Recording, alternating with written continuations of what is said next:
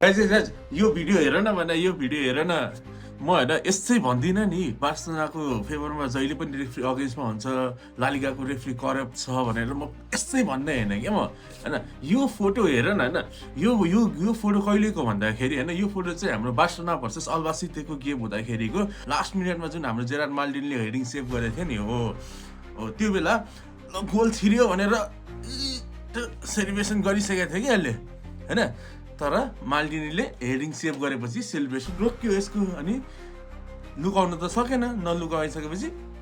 normally पछाडि फर्कि गएर क्या म तिमीलाई यो भिडियो देखाउँछु सबजनाले यो रेफ्रीको रियाक्सन हेर है त कतिको हरामीपन्थी छ भनेर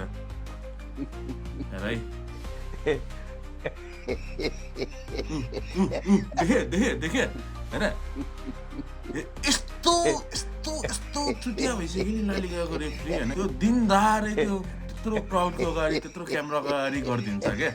होइन अनि भन्छ लास्टमा बार्सलोनाले रेफ्री किन्छ भनेर ए बा सबभन्दा बढी पेनाल्टीमा छिराउने तिमीहरूको टप स्कोररले भाइ